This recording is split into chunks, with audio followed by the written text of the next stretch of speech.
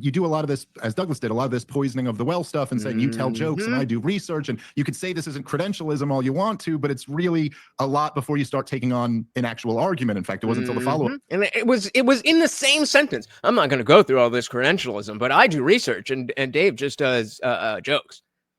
As if somebody who tells jokes is incapable of understanding something so crazy of not kill babies. CD said, two elitists in a suit with Dave in a hoodie, who's probably going to do a Funny Bone Club this weekend. Yet, Dave is smarter and has more evidence ready to show. Bingo. It's just the facade of being the expert, giving you credit. That is gone. That is an old way of thinking, because we've seen, as we've been talking about, how bad certain experts are. So does that mean that we don't trust anyone because they are an expert? Of course not. But just having that title is not enough. You have to demonstrate that you have some expertise. I said, you're right, but these standards, you're wrong. Like, okay, yeah, such as? All you want to, but it's really a lot before you start taking on an actual argument. In fact, it wasn't until the follow-up question that you pointed anything out. The analogy that I'm making, and you know, as you were quoting me on Twitter the other day, I'm not saying that I'm not familiar, although I'm not claiming to have your level of expertise with international humanitarian law, or you can assert that war works a different way. I'm talking about something much more fundamental. What I'm saying is that Douglas is making the claim, and many others are, that Israel's killing of civilians is unintentional. And I'm talking about a very basic philosophical concept of morality, of intentionality, and that by what people mean when they say intentional, that if this was done domestically, we would consider it intentional. The point is that war, yes, look, there's been the... What do you mean? He just shook his head.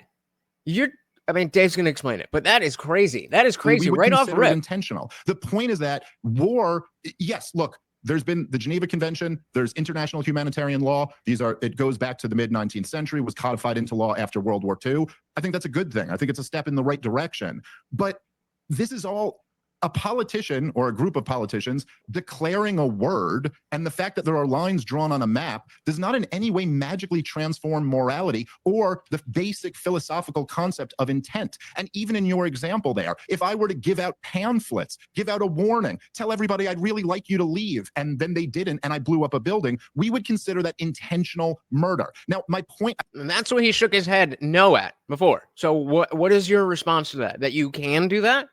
I'm not a lawyer, so I'm not an expert, but I don't think you can.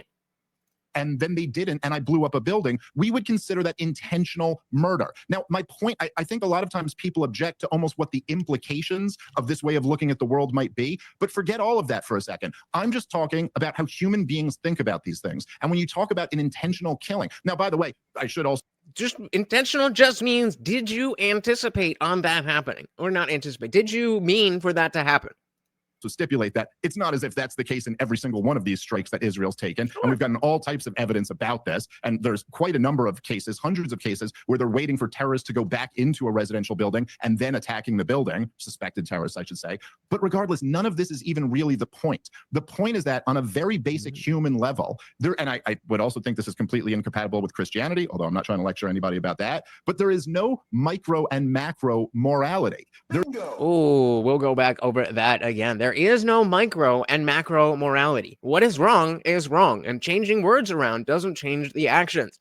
TV said, I'm intentionally neutral on the Israel-Palestine thing. The number is objectively high.